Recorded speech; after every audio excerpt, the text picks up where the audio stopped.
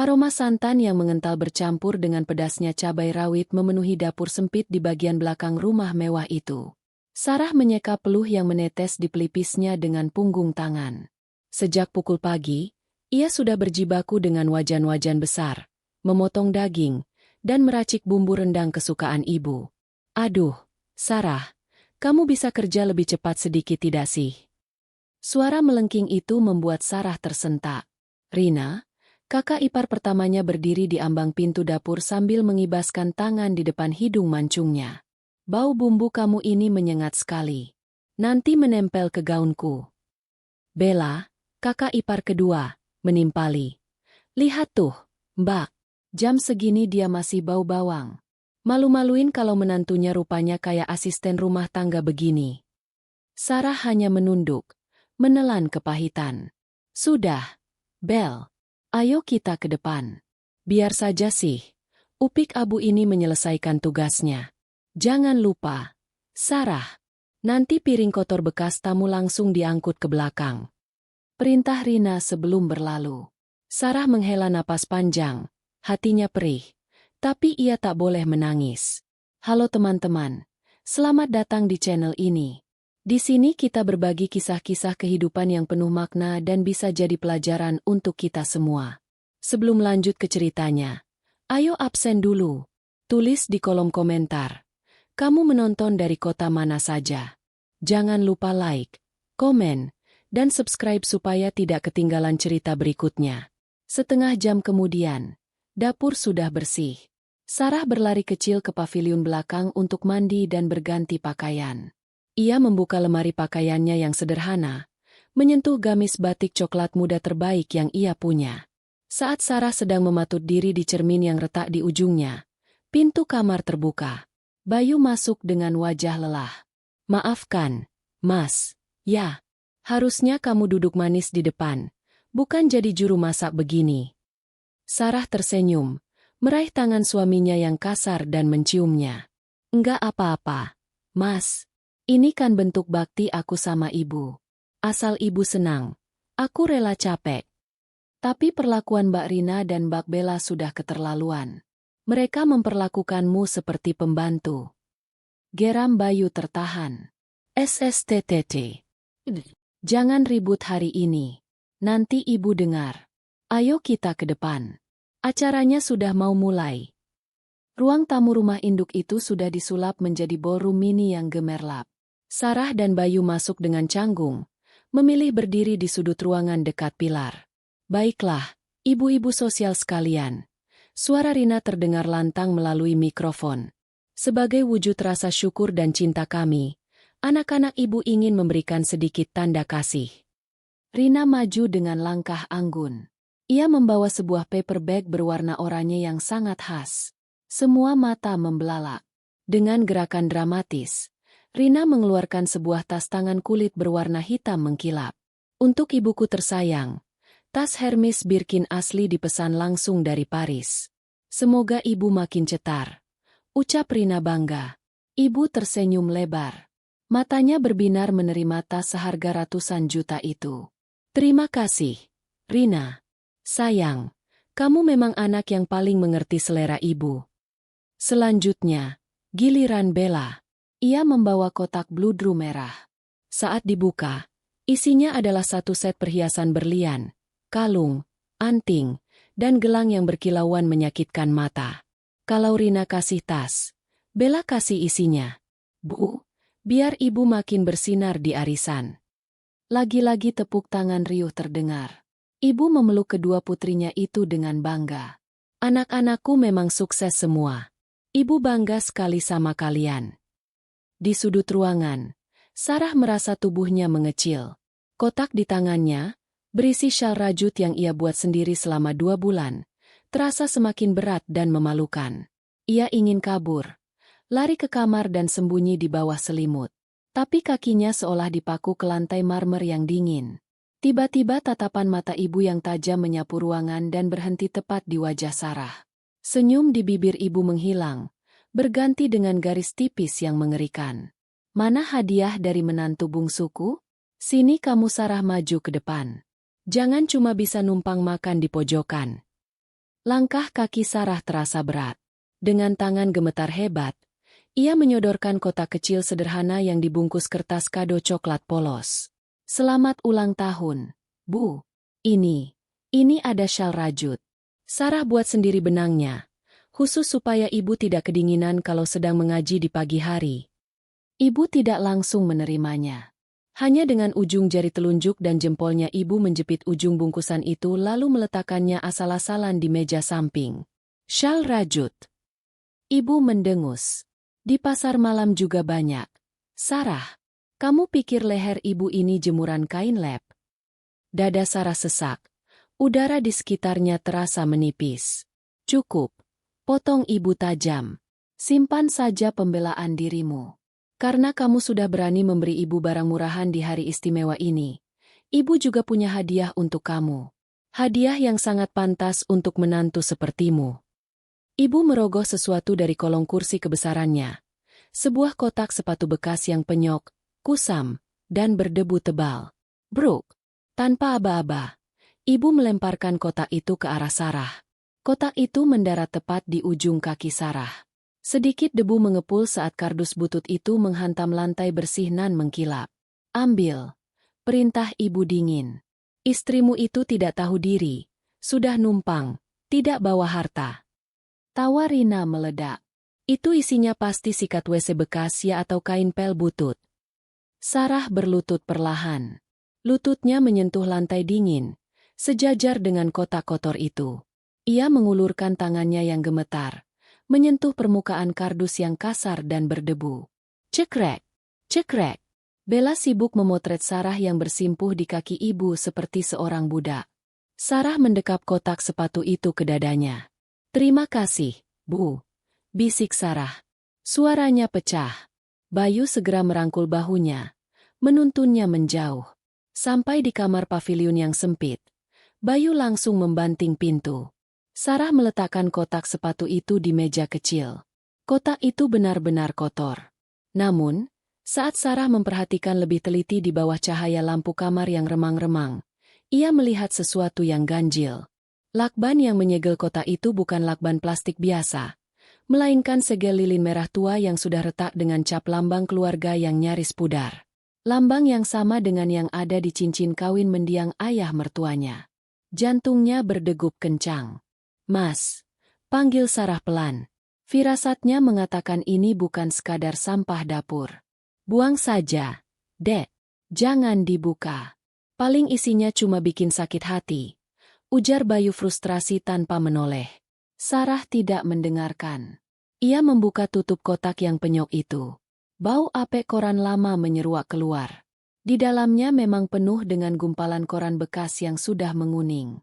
Namun di balik tumpukan kertas koran itu, secercah kilauan logam memantulkan cahaya lampu membuat mata Sarah terbelalak seketika. Tangan Sarah gemetar hebat saat menyingkirkan gumpalan koran-koran bekas itu. Ia mengangkat sebuah benda dari dasar kotak. Kunci berukuran besar. Desainnya kuno, berat, padat, dan berkilauan kuning pekat. Ini emas. Bayu beringsut mendekat. Matanya membelalak tak percaya. Gila. Ini mungkin 50 gram lebih. Dek. Mas, lihat ini, bisik Sarah. Suaranya bergetar bukan hanya karena emas itu, melainkan karena benda lain yang ada di bawah kunci. Sebuah map plastik bening yang sudah kusam. Di dalamnya terselip dokumen tebal dengan kop lambang Garuda emas. Sertifikat hak milik, SHM. Sarah membuka map itu dengan tangan yang terasa lemas seperti jeli. Ia membaca baris demi baris tulisan di sana. SHM nomor 1045. Luas tanah 2500 m2. Lokasi puncak Pas Cipanas. Itu adalah villa kencana yang legendaris. Villa yang sering disebut-sebut oleh Rina dan Bella sebagai aset tidur yang nilainya ditaksir miliaran rupiah. Mas, villa Bapak. Sarah menatap suaminya dengan mata berkaca-kaca.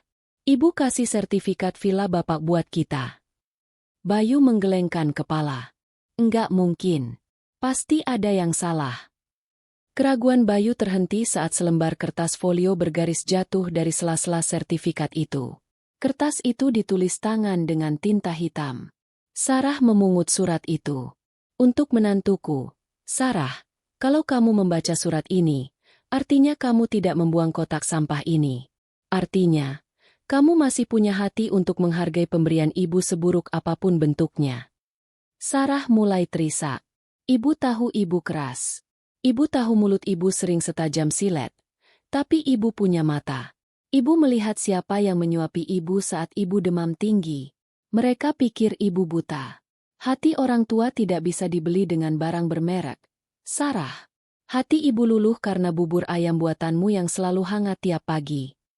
Surat itu menjelaskan bahwa kunci emas adalah kunci asli Villa Puncak, tempat aset likuid ibu yang sebenarnya. Ini ujian terakhirmu. Jangan ada yang tahu soal isi kotak ini sampai ibu benar-benar pergi. Air mata Sarah tumpah. Ternyata di balik benteng keangkuhan itu, ibu melihat segalanya. Kita harus simpan ini baik-baik, Mas. Ujar Sarah sambil buru-buru menyembunyikan dokumen di bawah tumpukan baju. Belum sempat Sarah menjawab, pintu kamar mereka digedor dengan keras. Dok. Heh, upik abu. Ngapain kamu semedi di dalam? Keluar. Piring kotor di depan sudah numpuk kayak gunung. Itu suara Bella. Bawa sekalian kotak sampahmu itu. Buang ke tong sampah depan. Jangan ditimbun di kamar nanti jadi sarang tikus. Sarah dan Bayu saling pandang panik. Sarah bergerak cepat, menyambar koran-koran bekas dan memadatkannya asal-asalan ke dalam kotak. Matanya menyapu ruangan dengan liar, mencari pemberat. Ia menyambar sebuah batu ganjalan pintu yang tergeletak di sudut, memasukkannya ke dalam kotak dan menutupnya rapat-rapat. Pintu kayu terbuka perlahan, menampilkan wajah Sarah yang menunduk dalam, menyembunyikan kilatan matanya yang kini tak lagi sama. Bella berdiri di ambang pintu dengan tangan bersedekap.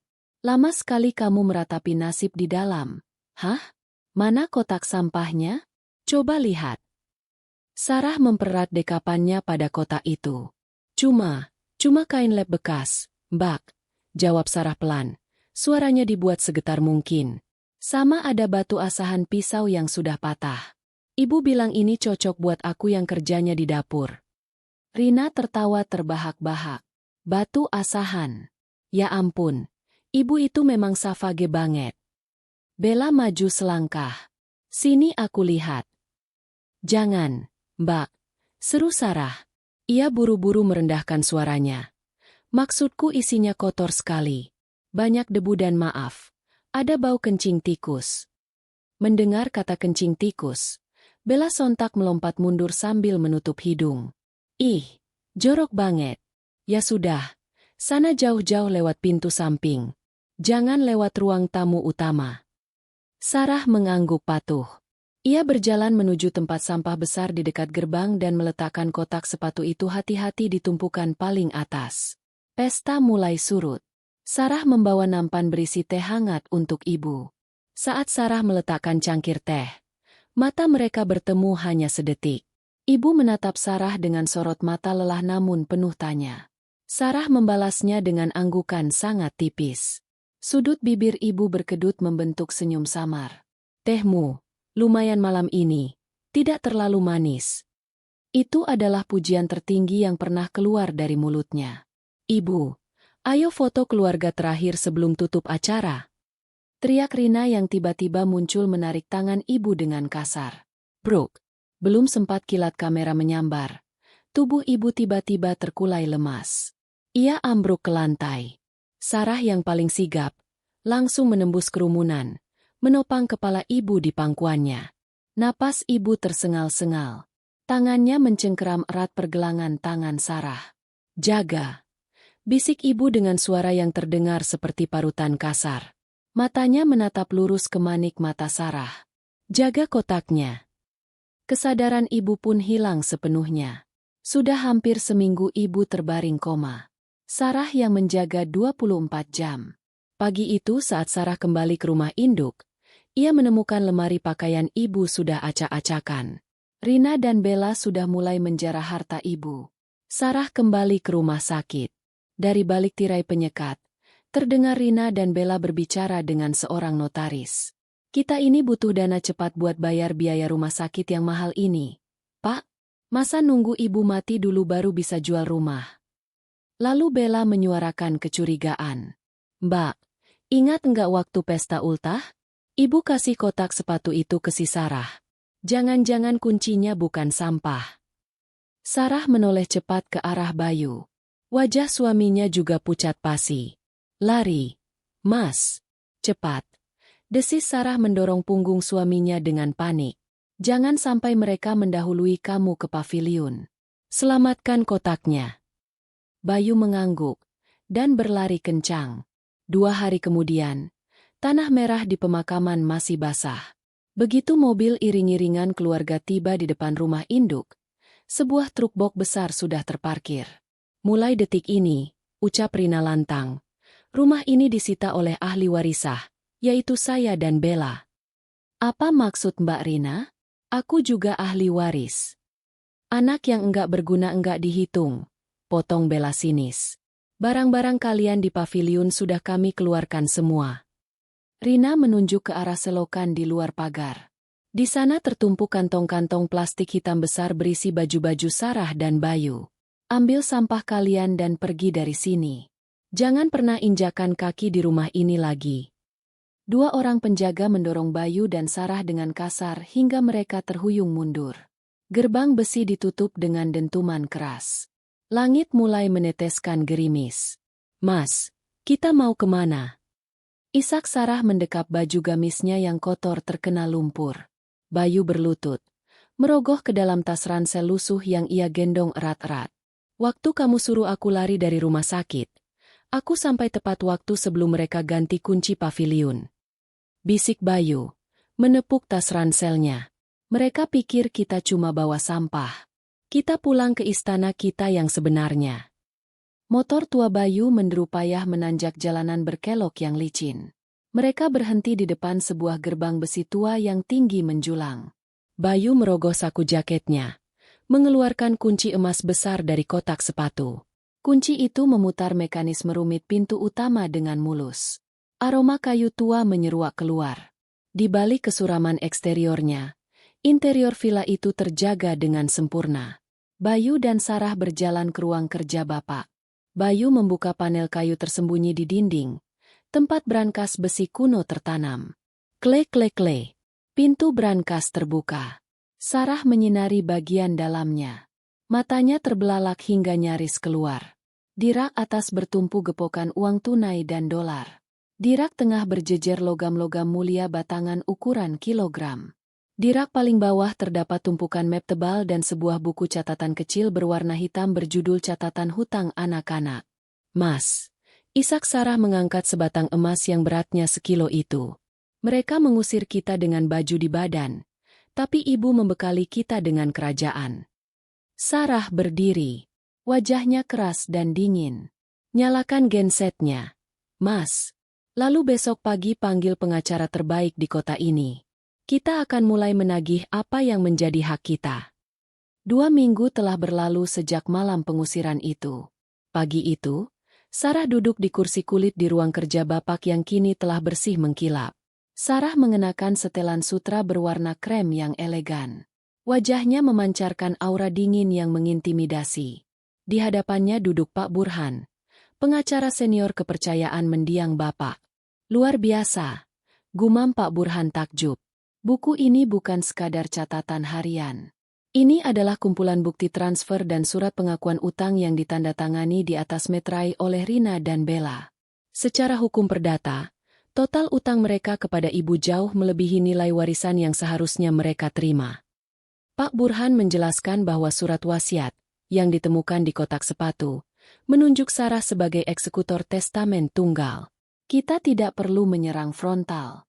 Saya sudah memblokir sertifikat rumah induk di BPN. Jika mereka mencoba menjual rumah itu, mereka akan menemui jalan buntu. Sementara itu, di rumah induk, suasana yang tadinya penuh pesta pora mulai berubah menjadi kepanikan. Apa maksud Bapak sertifikatnya tidak bisa diproses? Itu sertifikat asli. Jerit Rina pada ponselnya. Notaris di ujung telepon menjelaskan bahwa sertifikat yang Rina pegang sudah dilaporkan hilang 3 tahun lalu dan sertifikat pengganti sudah diterbitkan. Mbak, Kartu kreditku ditolak di semua butik. Tangis Bella.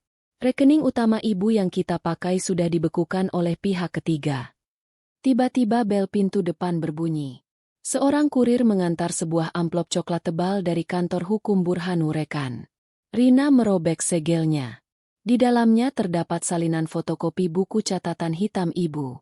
Somasinya berbunyi, bertindak atas nama klien kami Ibu Sarah selaku pelaksana wasiat sah almarhumah ibu. Kami memberitahukan bahwa seluruh utang saudari Rina dan saudari Bella telah jatuh tempo. Klien kami memberikan waktu 3x 24 jam untuk mengosongkan rumah induk. Mata Rina melotot membaca nama yang tertera. Sarah. Desis Rina. Kertas di tangannya jatuh ke lantai. Sebuah notifikasi masuk ke ponsel Rina. Dari nomor tak dikenal dengan foto profil bunga teratai yang digunakan Sarah. Isinya. Gimana rasanya menerima kado dariku, Mbak? Oh ya, jangan lupa sikat WC bekas di kamar mandi tolong dibawa juga. Di rumah induk, Rina dan Bella memanggil semua kerabat.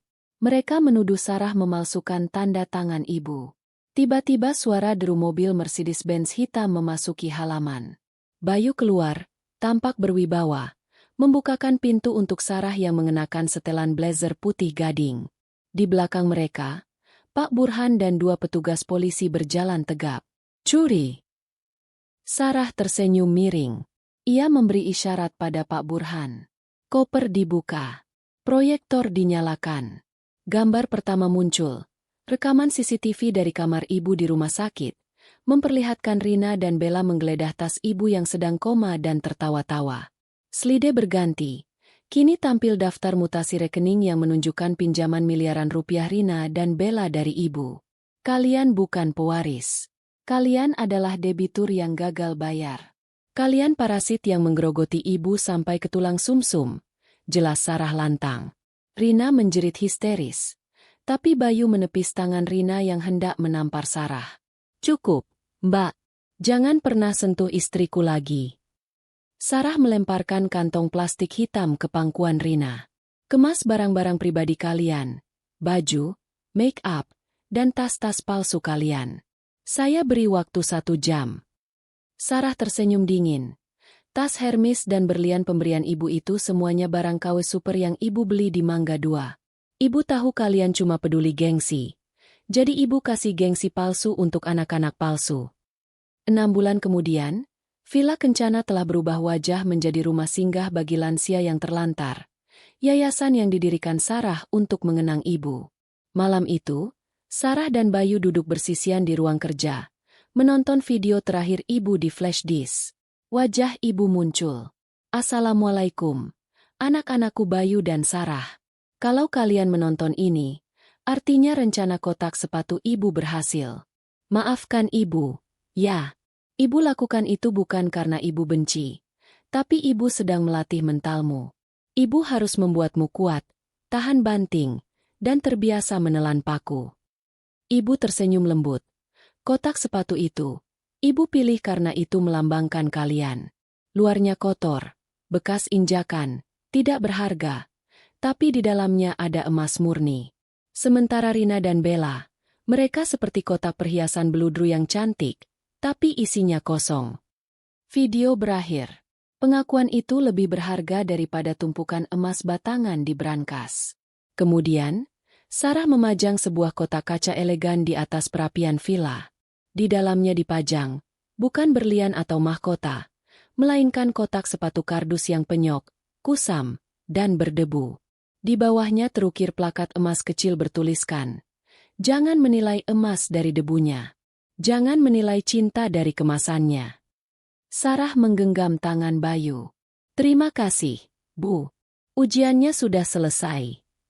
1 tahun sejak pengusiran, Rina dan Bella kini mengontrak sebuah kamar sempit di gang padat yang berbau got. Mereka duduk di depan warung pecel lele yang bising. Baju yang mereka kenakan adalah sisa-sisa koleksi lama yang sudah lusuh dan bernoda. Rina mengipas-ngipas wajahnya dengan majalah bekas. Ia masih mencoba menjaga gengsi dengan kacamata hitam, padahal ia sedang makan dengan tangan. Bella merengek. "Mbak, aku bosan makan lele terus. Aku rindu steak wagyu." Rina menatapnya tajam. Diam. Syukuri saja ada yang masuk ke perutmu. Tiba-tiba, sebuah mobil sedan mewah berhenti di depan gang. Dari jendela mobil itu, terlihat Tante Sofia, mantan teman arisan mereka, yang dulu selalu memuji tas Hermes Rina. Tante Sofia mengenakan perhiasan yang berkilauan. Rina refleks menegakkan badannya, siap menyapa. Namun Tante Sofia hanya melirik sekilas, lalu buru-buru menutup jendela mobilnya, seolah melihat kotoran di jalanan. Rina terhenyak. Bella mulai menangis keras, menyadari bahwa mereka benar-benar telah jatuh dan diabaikan. 3 tahun berlalu. Yayasan Panti Werda Kencana telah berkembang pesat. Sarah, kini memegang gelar master di bidang manajemen filantropi dari universitas terkemuka berkat beasiswa yang didanai dari pendapatan Villa Kencana, berdiri di podium marmer ruang serbaguna yayasan. Ia memancarkan kepemimpinan. Di hadapannya, duduk puluhan staf, perawat, dan relawan yang menyimak presentasi mengenai pengembangan program agrowisata yang sukses ia kelola. Kekuatan kita bukan pada seberapa besar aset yang kita miliki, ujar Sarah dengan suara yang matang dan berwibawa, jauh dari Sarah yang dulu terbata-bata di depan Rina. Tapi pada seberapa besar hati yang kita miliki untuk mengelolanya. Ia sesekali menunjuk layar proyektor yang menampilkan foto Bayu sedang berinteraksi dengan lansia di kebun teh. Setelah presentasi usai, Sarah dan Bayu berjalan menuju perapian tempat kotak sepatu itu dipajang dalam kotak kaca. Bayu meraih tangan Sarah, mencium punggung tangannya dengan hormat. Bapak pasti sangat bangga padamu, Dek. Ibu benar, kamu adalah emas murni di antara semua serigala itu. Sarah tersenyum, menyandarkan kepalanya ke bahu Bayu. Kita berhasil, Mas. Bukan hanya karena emasnya, tapi karena kita menghormati amanah. Dan yang terpenting, kita membuktikan bahwa integritas, bahkan yang terbungkus debu, selalu menang di akhir. Mereka berdua menatap kotak kardus kusam itu, bukan sebagai simbol penghinaan masa lalu, tapi sebagai lambang pondasi kerajaan yang mereka bangun. Setahun berikutnya, Sarah dan Bayu mengambil langkah besar terakhir untuk menuntaskan amanah ibu. Di ruang kerja Bapak yang kini berfungsi sebagai kantor utama Yayasan Panti Werda Kencana, mereka duduk di hadapan Pak Burhan. Di meja marmer terhampar dokumen setebal kamus yang menyusun legalitas pendirian yayasan, mentransfer seluruh aset Villa Kencana, termasuk brankas emas dan uang tunai yang tersimpan di dalamnya, ke dalam entitas nirlaba. Dengan ini, kepemilikan Villa Kencana secara resmi beralih dari aset pribadi menjadi aset abadi di bawah naungan yayasan. Ujar Pak Burhan dengan suara haru, menyerahkan pulpen emas. Sarah dan Bayu menandatangani setiap lembar dokumen dengan mantap.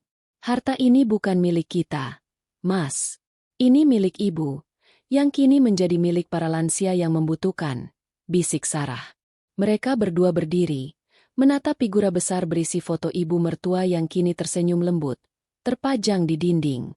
Di bawahnya terukir nama Yayasan Panti Werda Kencana, bukti bahwa warisan ibu telah menemukan tujuan sejatinya. Suatu sore di Jakarta, Sarah, dalam balutan gaun sutra simpel yang dirancang oleh desainer lokal ternama, baru saja menghadiri pertemuan penting dengan donatur yayasan di sebuah pusat perbelanjaan mewah. Saat ia berjalan menuju pintu keluar, ditemani Bayu yang sibuk menjawab telepon bisnis, tiba-tiba matanya menangkap dua sosok familiar di sudut lobi yang remang-remang. Rina dan Bella. Mereka tampak lusuh. Bella mengenakan kemeja yang bagian bawahnya sobek. Wajahnya pucat karena kelelahan setelah seharian menjajakan pakaian bekas secara daring. Rina masih berusaha menutupi kehinaan, mengenakan kacamata hitam besar dan rok mini yang sudah kekecilan, sedang mengumpat pelan saat kantong belanjaan bekasnya robek dan isinya jatuh ke lantai marmer. Saat Bayu menoleh ke arah mereka, Rina segera berbalik, mencoba bersembunyi di balik pilar. Sarah menahan langkah Bayu. Ia menatap kedua kakak iparnya itu dengan tatapan datar, tanpa rasa dendam maupun iba. Hanya ada kesadaran mendalam bahwa takdir telah memisahkan jalan mereka. Sarah tidak mendekat. Ia hanya menghela napas, lalu melanjutkan langkahnya. Namun, sebelum Bayu membukakan pintu mobil mewah mereka, ia sempat mendengar Bella merengek. "Mbak, itu Sarah, kan? Kenapa kita harus jadi begini?" Dia mengabaikan kita seolah kita ini debu. Rina menjawab dengan suara pecah. Diam. Dia memang emas. Dan kita memang sampah.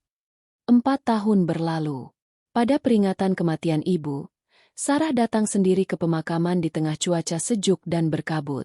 Ia mengenakan gamis putih sederhana, membawa seikat bunga teratai, bunga yang ia jadikan logo yayasannya, melambangkan kemurnian yang tumbuh di tengah lumpur. Sarah duduk bersimpuh di depan nisan ibu yang terbuat dari marmer hitam mengkilap.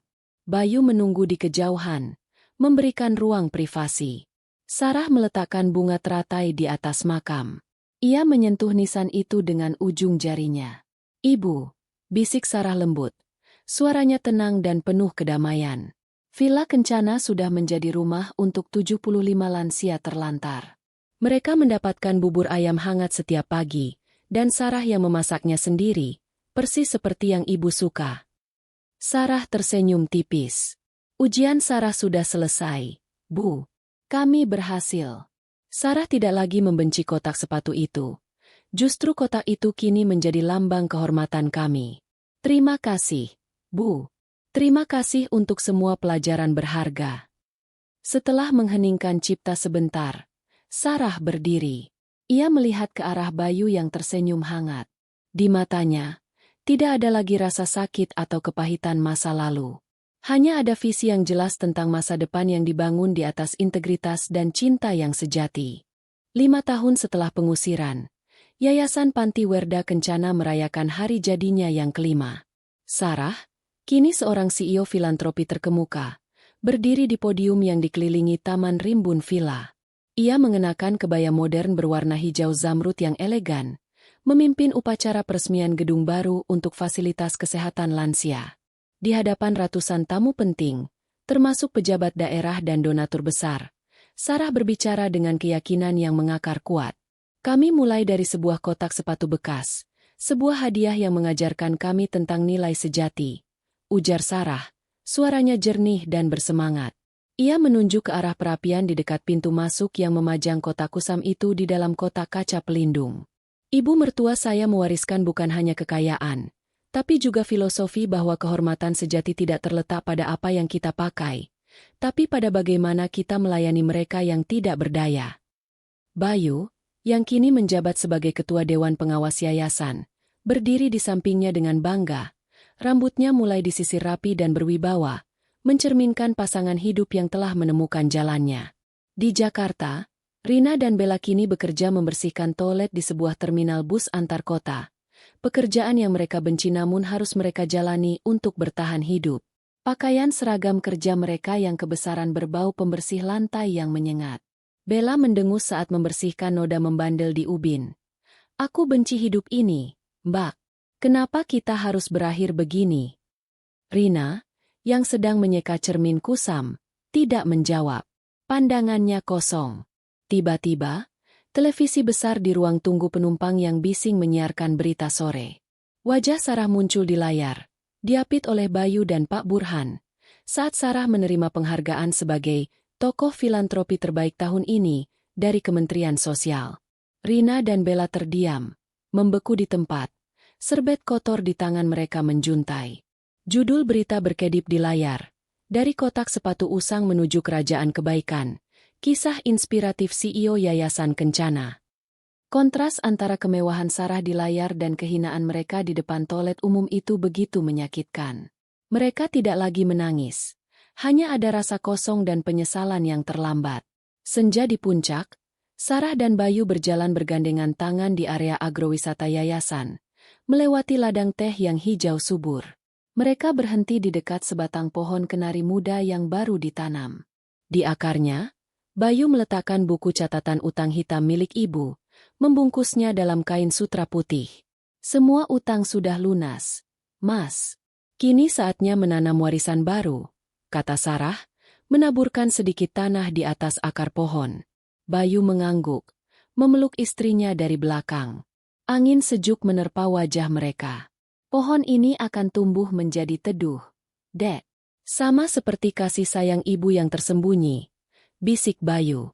Mereka menatap villa Kencana di kejauhan, Sebuah bangunan tua yang kini memancarkan cahaya hangat, bukan lagi lambang penindasan, melainkan mercusuar harapan. Mereka telah menyelesaikan ujian terakhir ibu, tidak hanya mewarisi harta, tapi juga memastikan harta itu melahirkan kebaikan abadi. 10 tahun setelah pengusiran, Sarah berdiri di podium kaca di Jenewa, Swiss, sebagai penerima penghargaan kemanusiaan global untuk karyanya di Yayasan Kencana.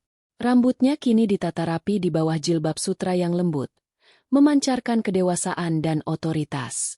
Di layar raksasa di belakangnya, ditampilkan foto kotak sepatu kardus yang kusam.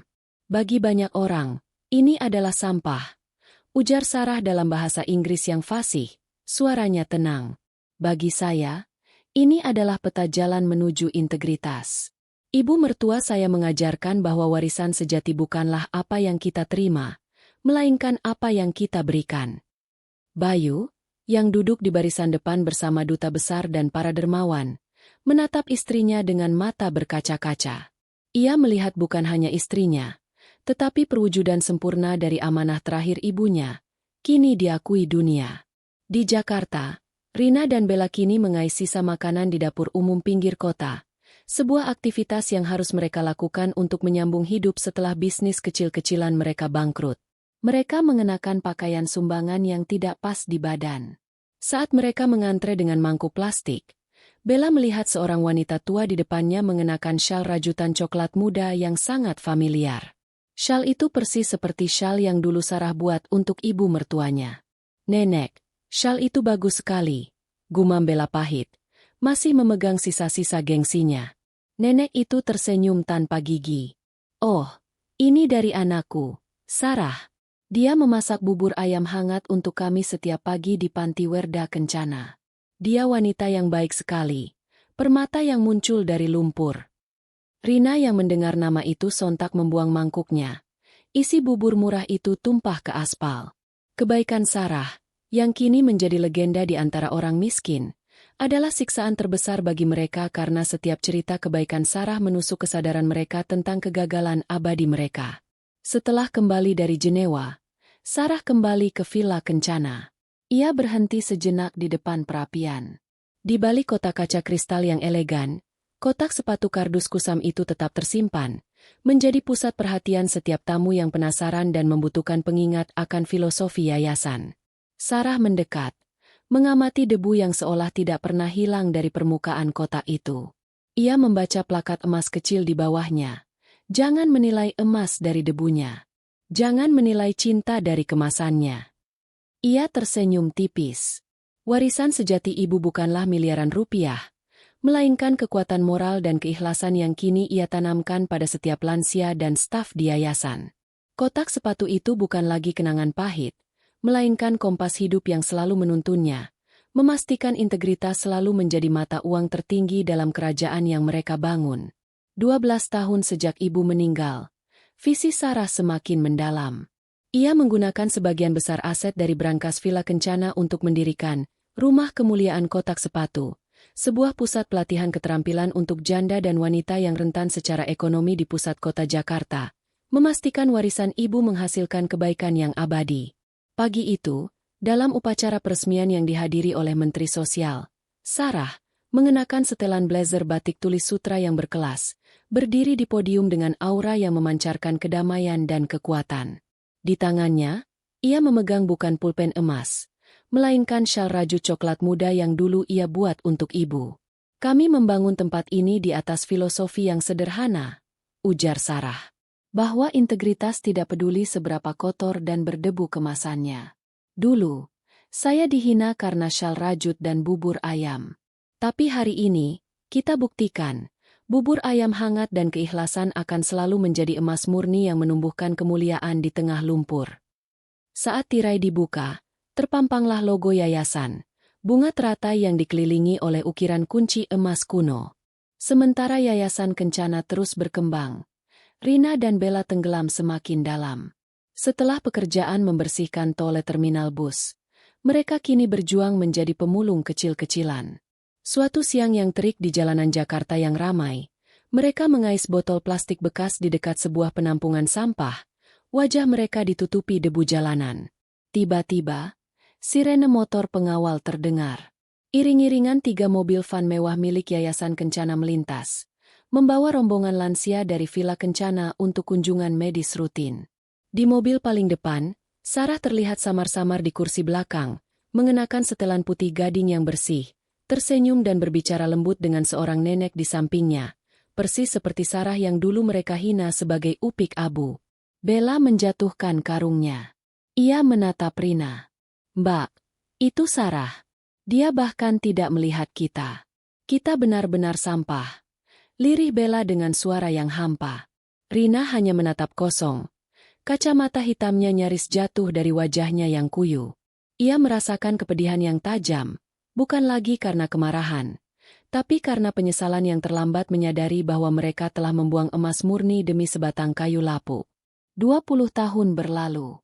Yayasan Panti Werda Kencana kini menjadi salah satu yayasan filantropi terbesar di Asia Tenggara. Sarah dan Bayu telah menua dengan anggun. Peran operasional utama kini dipegang oleh putri mereka, Kinanti. Kinanti, lulusan terbaik dari Yale School of Management, mewarisi ketegasan neneknya dan keikhlasan ibunya. Dalam rapat dewan tahunan, di ruangan yang sama tempat Bayu dan Sarah dulu menemukan brankas, Kinanti berdiri di depan sebuah layar. Di meja, di samping proyektor, diletakkan artefak terpenting yayasan, kotak sepatu kardus kusam dalam kotak kaca kristal. "Seperti yang selalu ibu saya ajarkan," ujar Kinanti dengan suara yang meyakinkan, menunjuk kotak kusam itu. "Warisan ini bukan tentang uang, melainkan tentang moral. Kotak ini adalah kompas kita. Ia mengingatkan kita bahwa melayani dengan hati adalah mata uang tertinggi. Dan selamanya, integritas, bahkan yang terbungkus debu, akan selalu menang." Kinanti menatap ke arah Bayu dan Sarah yang duduk di barisan depan dewan. Mata mereka penuh kebanggaan melihat warisan ibu telah terpatri abadi pada generasi berikutnya. 5 tahun berlalu setelah Kinanti mengambil alih kepemimpinan penuh Yayasan Kencana. Kinanti berdiri di podium kristal di sebuah ballroom mewah di New York, dikelilingi oleh para filantropis dan pemimpin bisnis global. Yayasan Kencana telah diakui sebagai model filantropi berkelanjutan. Kinanti, dengan setelan bisnis yang elegan dan rambut disanggul rapi persis seperti gaya profesionalnya, menunjuk layar proyektor yang menampilkan gambar resolusi tinggi kotak sepatu kardus kusam itu. "Warisan kami dimulai dengan sebuah paradoks," ujarnya dalam bahasa Inggris yang fasih. "Sebuah kotak kotor yang dianggap sampah. Tapi di dalamnya tersembunyi kunci emas dan peta menuju aset miliaran. Nenek saya mengajarkan bahwa nilai sejati, integritas dan keikhlasan seringkali terbungkus dalam wadah yang paling tidak menarik." Di barisan depan, Sarah dan Bayu duduk bersisian. Kini keduanya berusia akhir 50-an. Bayu yang beruban tampak gagah dengan setelan jas mahal. Sarah, mengenakan gaun malam batik sutra modern, tersenyum bangga, melihat bagaimana amanah sang ibu kini menjadi inspirasi dunia. Mereka tahu bahwa tujuan akhir dari ujian berat itu telah tercapai. Di Jakarta, waktu tidak pernah berbaik hati pada Rina dan Bella. 25 tahun sejak pengusiran, mereka kini tinggal di kolong jembatan, hidup dari belas kasihan dan memulung barang rongsokan. Pakaian mereka compang-camping, rambut mereka lusuh, dan kulit mereka dipenuhi noda. Di sebuah lorong pasar gelap yang bau dan berlumpur, Rina dan Bella sedang mengais sisa sayuran. Tiba-tiba, sebuah mobil van berlogo Yayasan Kencana melintas perlahan, mengangkut persediaan makanan untuk dapur umum. Mobil van itu dilengkapi layar iklan digital kecil di sampingnya. Layar itu menampilkan wajah Sarah yang menua dengan anggun, tersenyum dalam setelan batik tulis, diapit logo bunga teratai. Slogan di layar berbunyi, "Integritas tumbuh dari lumpur." Rina yang sedang memegang kaleng bekas, menjatuhkannya. Suara denting kaleng itu memecah keheningan yang suram. Mereka berdua menatap siluet kemewahan yang lewat, lalu kembali menatap lumpur di kaki mereka. Tidak ada lagi amarah, hanya penyesalan yang membeku. Bella terisak pelan. "Kita benar-benar sudah menjadi debu, Mbak." Rina hanya mengangguk, mengakui kebenaran abadi itu. 30 tahun telah berlalu. Di ruang kerja Bapak yang kini menjadi museum mini yayasan, Sarah dan Bayu duduk di kursi rotan antik, menikmati kehangatan perapian. Mereka telah menua dengan damai. Bayu dengan rambut perak dan Sarah dengan wajah yang memancarkan ketenangan. Di atas perapian, kotak sepatu kardus kusam itu masih tersimpan di dalam kotak kaca kristal. Kini dilingkari lampu sorot yang lembut. Kinanti baru saja pergi, membawa cucu pertama mereka kembali ke Jakarta. Bayu menggenggam tangan Sarah yang kini sudah keriput. "Kamu tahu, Dek," ujar Bayu. Suaranya parau namun penuh cinta. "Hadiah ibu yang paling berharga bukanlah emas batangan atau villa ini, tapi pengakuan bahwa dia mencintaimu." Sarah menyentuh kotak kaca itu dengan ujung jarinya. "Ibu tahu, Mas. Dia mengajarkan kita bahwa cinta sejati tidak selalu datang dalam kemasan yang indah. Kadang ia datang terbungkus debu, menantang kita untuk melihat melampaui permukaannya." Mereka berdua tersenyum, menatap kotak itu sebagai lambang pondasi, sebuah pengingat bahwa integritas, yang bersemi dari bubur ayam hangat dan syal rajut, akan selalu mengalahkan keserakahan yang terbungkus berlian palsu. 32 tahun setelah pengusiran itu, Kinanti, kini CEO Yayasan Panti Werda Kencana, memimpin sesi pelatihan kepemimpinan eksekutif untuk 20 pemimpin muda filantropi dari seluruh Asia. Ruangan itu, yang dulunya adalah ruang tamu yang menjadi saksi penghinaan terhadap Sarah, kini dipenuhi oleh aura profesionalisme dan inspirasi. Kinanti, mengenakan blazer batik modern, berdiri di samping perapian yang memajang artefak paling berharga, kotak sepatu kardus kusam. Ia menunjuk kotak itu dengan pointer laser. "Warisan kami," ujar Kinanti dengan suara tegas dan berpendidikan. Dimulai dengan sebuah paradoks. Warisan yang berharga seringkali datang dalam kemasan yang paling buruk. Nenek saya mengajarkan bahwa nilai sejati, integritas, ketulusan, dan hati yang melayani adalah emas murni yang terbungkus debu. Jika Anda hanya fokus pada debu dan kemasan kotor, seperti yang dilakukan oleh bibi-bibi saya, Anda akan membuang kekayaan sejati. Filosofi kotak sepatu adalah kompas moral kita. Jangan pernah berhenti mencari emas murni di balik kotoran yang terburuk. Para peserta pelatihan itu menyimak dengan penuh kekaguman, mencatat setiap kata, mengabadikan filosofi yang bersemi dari kisah kelam keluarga ini. 35 tahun telah berlalu. Di bawah jembatan layang yang gelap dan lembab di Jakarta, Rina dan Bella meringkuk di atas kardus bekas, berusaha tidur di tengah bising lalu lintas. Pakaian mereka kotor dan bau. Sisa-sisa kemewahan masa lalu telah lama hilang. Tiba-tiba, sebuah van putih berlogo bunga teratai kunci emas berhenti. Tim relawan dari Yayasan Panti Werda Kencana mulai membagikan bubur ayam hangat dan selimut kepada para tunawisma. Rina berbalik memunggungi, masih menahan gengsi terakhirnya. "Jangan kasih ke aku tidak butuh sedekah," desis Rina pada Bella. Namun, Bella, yang sudah terlalu lapar dan kedinginan, tidak peduli. Ia mengulurkan tangan kurusnya dan menerima mangkuk bubur ayam hangat dari seorang relawan muda. Aroma bubur ayam yang akrab, bubur yang sama yang dulu Sarah buat setiap pagi untuk ibu mertuanya, menusuk hidungnya. Saat ia menelan suapan pertama, air matanya menetes. Matanya beralih ke logo di jaket relawan, bunga teratai. Air mata Bella tumpah. Ia menyadari ironi pahitnya. Orang yang dulu mereka hina sebagai upik abu, karena bubur ayam kini memberinya makan untuk bertahan hidup, membuktikan bahwa kebaikan Sarah yang sederhana adalah emas murni, dan mereka, sang kotak perhiasan kosong, berakhir sebagai sampah yang dilayani. 40 tahun telah berlalu. Di Istana Negara, Jakarta, dalam sebuah upacara kenegaraan, Sarah menerima penghargaan bintang jasa utama atas kontribusinya di bidang filantropi. Sarah, kini seorang wanita beruban yang anggun dengan usia sekitar 70 tahun, mengenakan kebaya beludru hitam yang berwibawa, berdiri di podium marmer. Bayu, dengan setelan jas, 70-an, dan Kinanti, CEO, tersenyum bangga di barisan depan. Saat berpidato, Sarah menggenggam dua benda. Di tangan kirinya, syal rajut coklat muda yang dulu ia berikan kepada ibu, kini dibingkai rapi. Di tangan kanannya, replika emas murni dari kotak sepatu kusam itu. "Warisan sejati," ujar Sarah. Suaranya parau namun memancarkan otoritas yang lembut. Bukan diukur dari berlian atau tas mewah, melainkan dari apa yang Anda rela lakukan saat tidak ada yang melihat.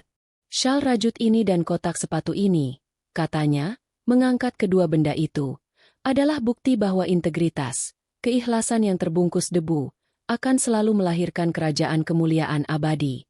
Jangan pernah ragu untuk melayani, karena di dalam setiap tindakan kecil yang tulus, tersembunyi kunci emas menuju kebesaran sejati. 45 tahun telah berlalu sejak Sarah dan Bayu diusir dari rumah induk. Kinanti, kini berusia akhir 40-an, berdiri di podium utama konferensi filantropi berkelanjutan global di Singapura.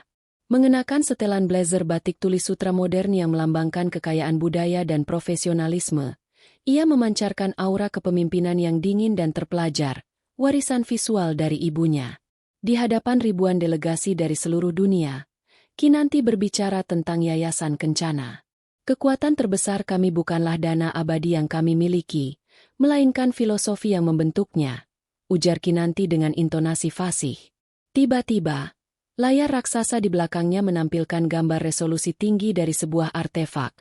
Kotak sepatu kardus kusam dalam kotak kaca kristal. Artefak ini, lanjut Kinanti, menunjuk kotak itu dengan pointer laser, adalah simbol. Nenek saya, melalui ujiannya yang keras, mengajarkan kami bahwa integritas, ketulusan hati, dan kemampuan untuk melayani, adalah emas murni yang seringkali terbungkus dalam wadah yang paling tidak menarik. Jika Anda membuang yang kotor, Anda mungkin membuang kunci kerajaan Anda sendiri. Filosofi kotak sepatu kini menjadi panduan moral bagi seluruh pemimpin dan staf Yayasan Kencana. Kami tidak hanya mengelola aset, kami mewariskan moralitas. Di barisan depan, Bayu dan Sarah, kini di pertengahan 70-an, Sarah anggun berbalut kebaya dan Bayu dengan rambut perak yang tertata rapi, menatap putri mereka dengan rasa bangga yang tak terhingga. Warisan ibu kini telah menjadi kurikulum global. Jauh di sudut kota Jakarta yang penuh sesak dan kumuh, Rina dan Bella kini menginjak usia senja yang menyedihkan, melewati tahun-tahun yang menyakitkan sebagai tunawisma. Rina menderita batuk kronis, sementara Bella tampak linglung, sering mengoceh tentang berlian dan tas Hermes palsu. Mereka berbagi tempat tidur kardus di balik tumpukan karung goni bekas di lorong sempit. Suatu pagi yang lembab, Bella terbatuk-batuk saat mengais makanan sisa di sebuah tempat sampah di pinggir jalan tol yang bising. Tiba-tiba, di atas jembatan layang besar yang melintas di atas mereka, sebuah iklan digital raksasa menyala.